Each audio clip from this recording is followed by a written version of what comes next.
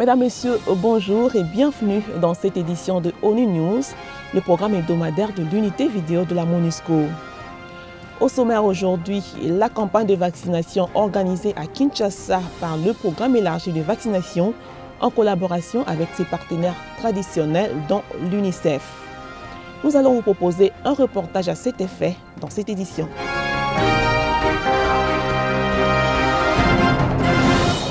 Comme annoncé dans le sommaire, la campagne de vaccination contre la rougeole à Kinshasa a vécu.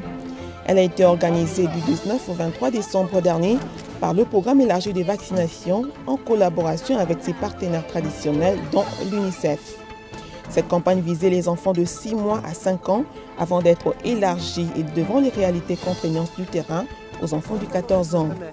Toutefois, les vaccinateurs n'ont pas eu la tâche facile.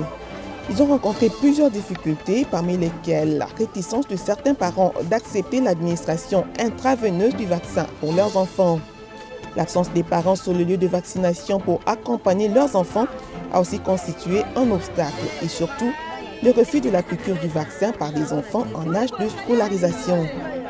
Dans certaines écoles, les vaccinateurs étaient même obligés de recourir à une sensibilisation sommaire pour souligner le bienfait de ce vaccin. Toutefois, si nous sommes arrivés à cette riposte, c'est puisque notre zone de santé a été parmi les zones de santé qui ont notifié les cas de rougeole effective. C'est comme ça que nous étions sélectionnés sur les 37 zones de santé de Kinshasa. Nous sommes parmi les 10 qui ont été retenus comme zones de santé riposte pour la campagne contre la rougeole.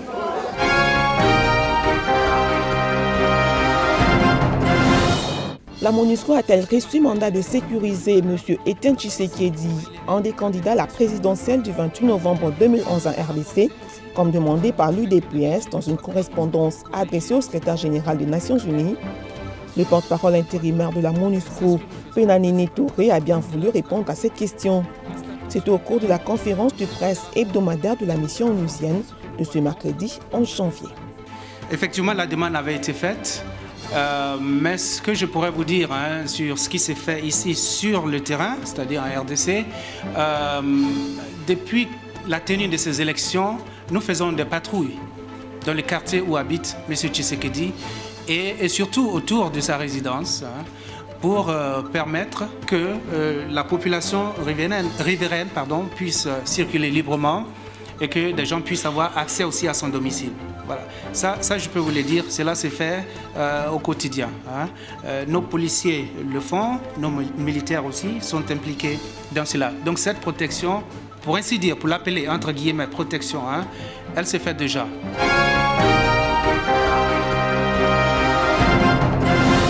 Couturière modéliste de son état, Mme Marie-Thérèse Aloma s'oppose à la disparition de l'usine textile en RDC en ce moment où les tissus en coton congolais se fait rare sur le marché. Pour relancer le marché du textile, elle a organisé un défilé de mode à Utex Africa. Cette manifestation lui a permis de faire l'apologie du tissu en coton.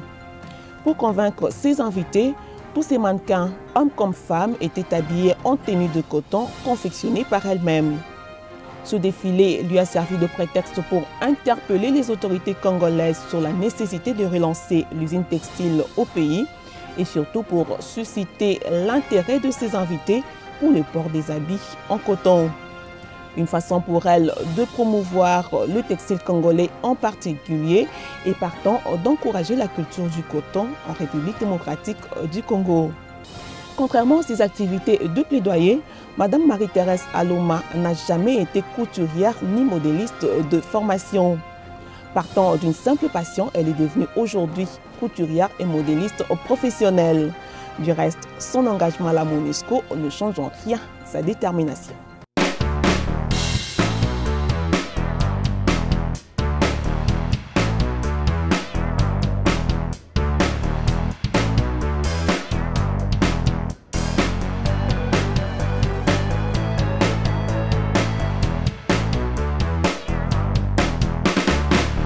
Ce sont des modèles qui sont purement créés par moi-même. J'ai commencé à faire la couture à l'âge de 7 ans, donc j'ai toujours été dans les tissus et j'ai toujours aimé rêver. Parfois je rêve d'un modèle et le lendemain je le réalise.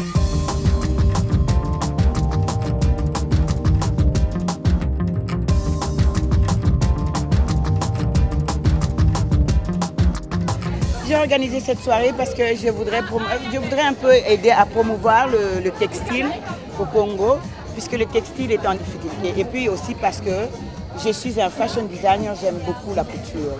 Je voulais faire voir le côté vraiment belle du Congo, la culture qui est vraiment comment on dit, créative. Comme vous avez vu, Mama Aloma a fait avec les fabriques, c'est vraiment les couleurs vivantes, avec les filles qui étaient vraiment très belles. En fait, j'ai toujours aimé faire le mannequinat, mais bon, malheureusement, le parcours de la vie ne m'a pas vraiment permis de faire le professionnalisme dans ce domaine-là.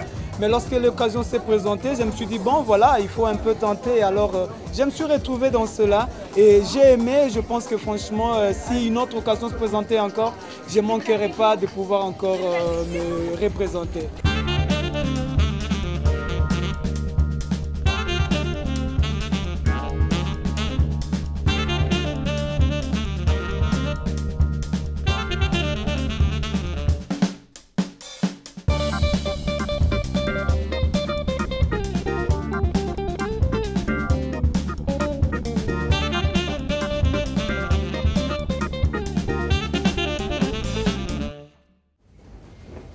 Les meilleurs moments de ma vie ont toujours été les moments de couture. Les moments de coudre, je suis perdue dans les fabriques et tout ça. Mais lorsque je suis partie, je peux dire même ma vie, j'ai financé ma vie avec la couture. Parce que mon père a eu sa retraite quand j'ai fini mes études secondaires. Donc il n'y avait plus moyen de financer mes universités. Et je les ai financées moi-même en cousant pour les autres étudiants. Et en faisant de l'argent. Moi, je trouve que le coton est quelque chose qui est ici chez nous. Nous l'avons. Le climat, Dieu nous l'a donné naturellement par le climat que nous avons vers Isiro, Kisangani et tout ce côté-là. Et ce coton-là est capable de faire des produits finis congolais. Moi, je voudrais que le coton revienne à la place qu'il avait, pour qu'ils puissent donner du travail. Non pas seulement parce que moi, je travaille les tissus, mais je ne travaille pas toute seule. Je travaille avec 2 travailleurs qui m'aident à couper parfois, à monter, et puis ils me donnent, je viens, je rassemble. Et eux, ils ont du travail. Mais imagine-toi, s'il y avait la production du coton était revenue, combien de gens ne pouvaient pas travailler dans le coton, faire des tapis, faire des habits et toutes sortes de produits que nous pouvions maintenant exporter, comme le fait le Sénégal, le Mali, le Ghana et tout. Nous sommes capables de le faire, mais il faudrait qu'on reparte à la source. Et la source, c'est quoi? C'est la production du coton. Nous devons restimuler la production du coton pour que le coton puisse réouvrir encore les industries textiles et les industries textiles puissent nous donner de bons tissus que nous puissions travailler et faire des produits finis à l'export, tout comme à la consommation. N'oubliez pas que le Congo est un grand marché maintenant du coton, un grand marché qui va consommer les produits du coton. Je voudrais voir pour les générations qui viennent, qui puissent travailler, les designers, les modélistes, comme moi, qui vont venir après, qui puissent travailler avec le coton congolais.